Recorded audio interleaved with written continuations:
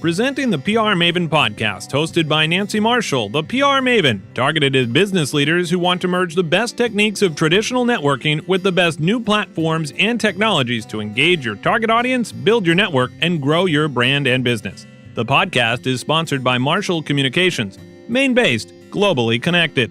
As we get ready for another great episode, remember, you can always connect with Nancy and other listeners on the PR Maven Nation group page on Facebook. Now, here's your host, Nancy Marshall. Welcome to the PR Maven podcast, episode number 39, presented by Marshall Communications, creator of the Marshall Plan 65-Step Strategic Process. I am very excited about this week's guest. He is perhaps the biggest and most well-known podcaster that I certainly have ever interviewed and may interviewed for a long time, John Lee Dumas, host of Entrepreneurs on Fire, an award-winning daily podcast.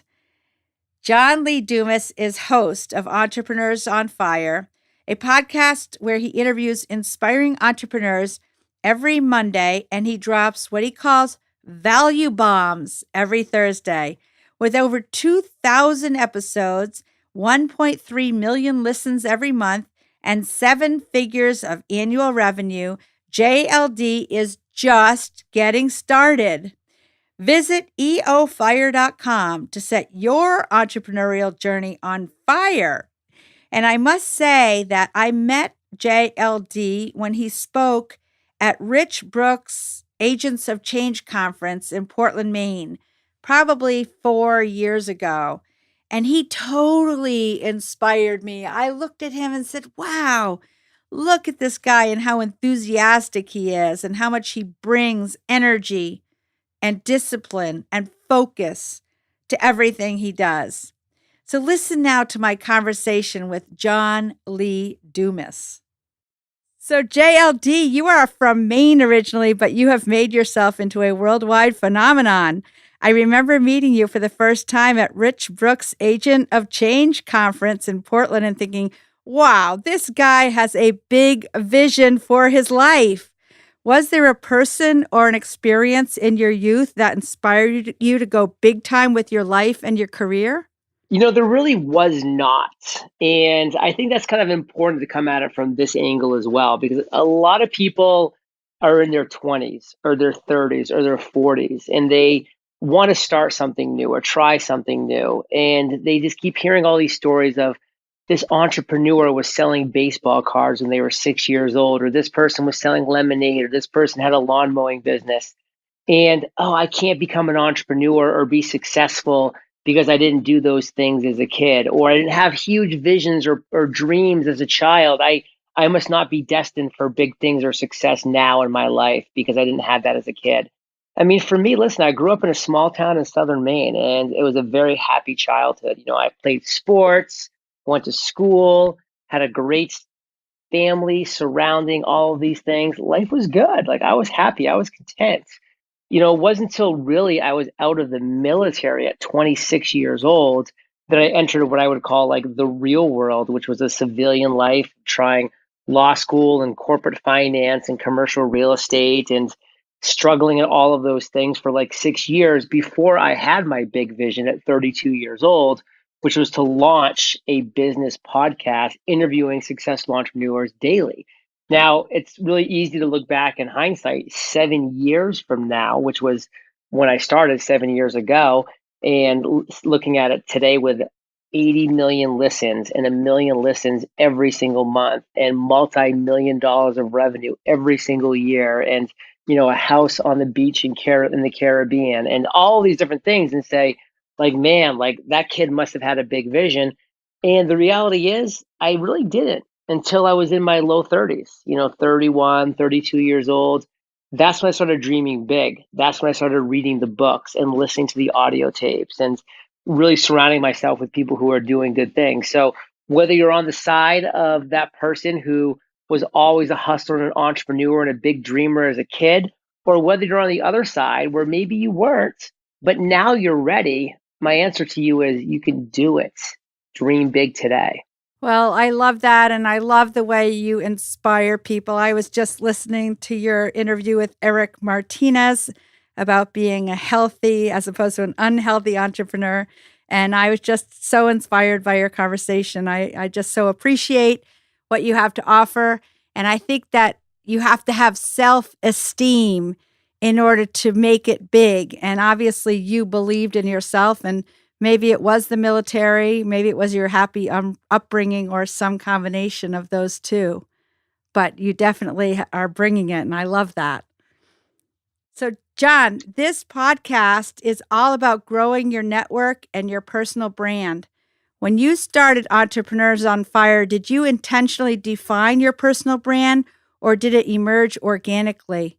Day one, I defined my personal brand. I knew I wanted energy and excitement and enthusiasm and fire. So everything that I did was based around that, was based around entrepreneurs on fire, whether it be my listeners, who I lovingly refer to as Fire Nation, whether it be how I kick off my interviews by asking people if they are prepared to ignite. My brand colors are orange and red and black. Everything is around that. It's around ignite. It's around fire. It's around energy and enthusiasm. That was very specific. That was very strategic from the very beginning. And I've just carried that through. And that's what I want my brand to represent, all of those things. And that's what I try to deliver every single day on my show. And you definitely do that. I've been tracking you, and I appreciate that sense of enthusiasm, and I definitely share that myself. And one time, then Governor Angus King of Maine, who's now our United States Senator, told me that that was the one characteristic that he felt that I brought to every conversation was my enthusiasm. So I guess your enthusiasm definitely resonates. I'll make sure he hears this conversation. Nice. Please do. So what advice do you have for entrepreneurs on how to grow their network and their brand? You have to be true to yourself, first and foremost. I see so many people that are saying, wow, that person's cool, or this person's very successful, or whatever it might be. And they just try to become an imitation of that individual. And my friends, you are never going to be as good of an imitation as you are an original. You are an original. You are unique. You have your own passions, your own excitements, your own skill sets, your own personality. Be that. Because guess what? You'll draw the right people to you. You'll draw the people that you want to spend time with, that you want to help with X or with Y or with Z. If first and foremost, it's you, and you are genuine, and you are transparent with yourself and your audience, and you are just being authentically you. I love the phrase, love me or hate me, there's no money in the middle. I'm a big believer in that. I want people to love me, or if they want to, they can hate me. That's their thing. But you know what? I'm focused on the people that love me, that I can change their lives and I can impact in a massive way. And that's how I'm going to focus my time, energy, and effort. Yeah, and it is so true that a strong brand will attract the right people, and likewise, it will repel the right people, the people you really probably don't want to do business with or you don't want to hang out with. So that is one of the great things about having a strong brand is attraction and repelling, both. So success in life breaks down to orchestrating a million little details in any given day, week, or month. And I know that you do that. And what do you do to keep track of all the little details while still focusing on the big picture? I don't worry too much about the details. I'm not a really detail-oriented person. And because of that, I know my weaknesses, which is that. And I know my strengths. I focus on my strengths. I am incredibly productive. I am incredibly disciplined. I am incredibly focused on the big picture tasks, on the things that I feel like really move the ball forward. And then what do? I hire people that are great at areas of my weakness, at the minute details, at the organization of this, of that. So know thyself. Back to your branding question, it's the same thing. Know thyself and be you. Know what your strengths are and play to those strengths. Know where your weaknesses are and either avoid them or hire people to do them if they're a necessary part of your business. But for me, I know where I need to be spending my time. It's having conversations like this with you right now that are going to be heard by other people.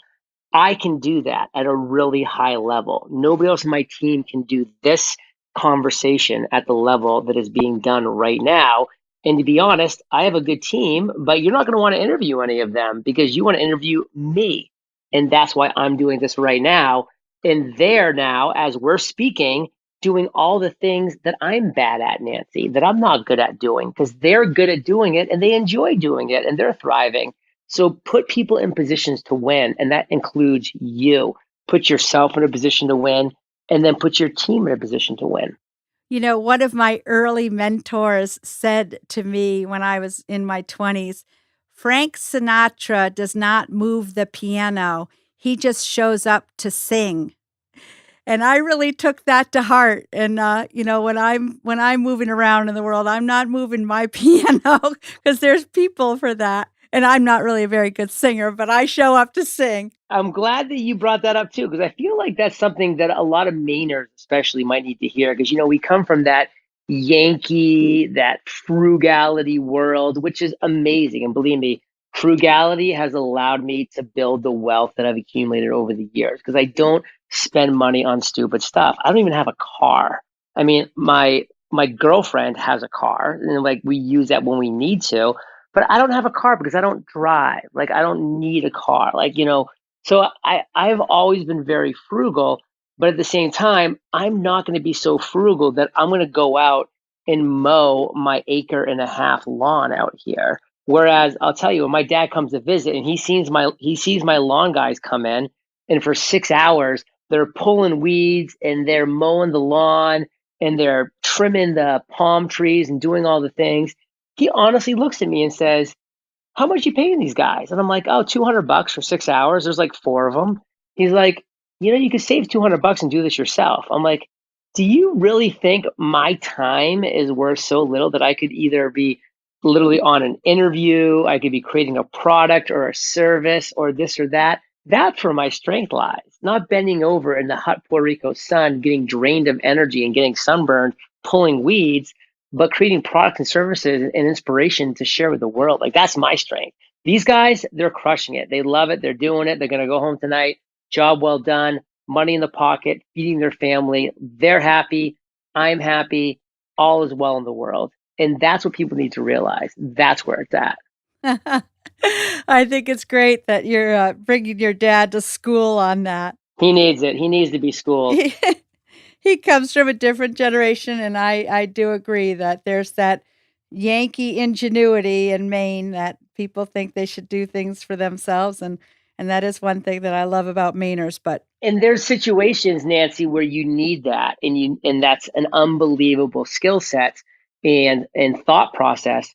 But at the same time, you have to be flexible to know when it's not working in your favor too. Like when your snowmobile breaks down and you're in the middle of the wilderness, you want to know how to fix that snowmobile. That would be an analogy that Mainers could definitely understand. That's right. Well, JLD, thank you so much for giving some time to PR Maven Nation.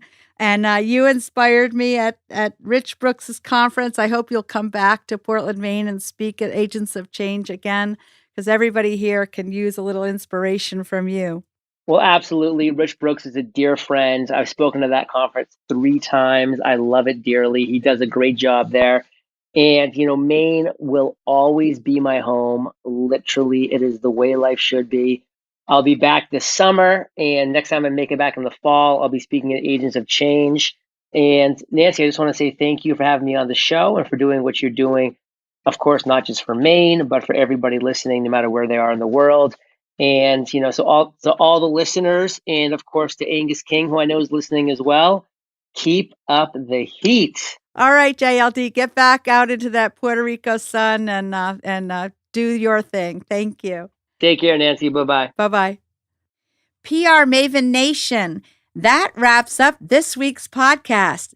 Thanks again to JLD for joining us today. We're going to give away one of my books, PR Works, and a Things to Do Today pad. All you need to do to win the book and the pad is to visit prmaven.com/giveaway.